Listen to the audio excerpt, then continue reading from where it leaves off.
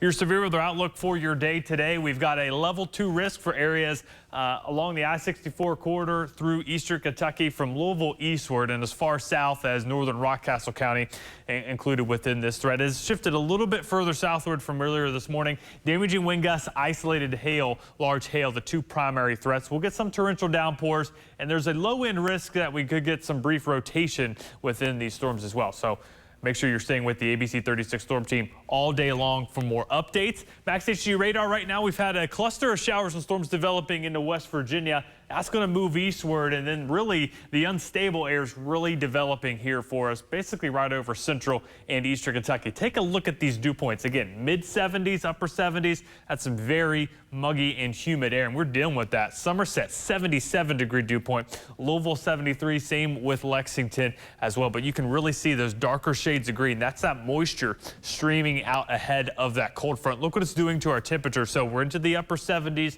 low 80s already.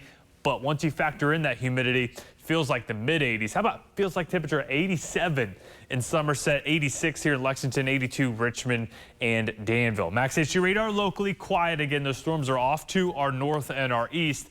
But as you head throughout the day, notice how we get some isolated showers and storms developing during your afternoon hours. These likely won't be severe, but we'll be watching them. Could get some heavy downpours with them. The severe threat moves in later this evening.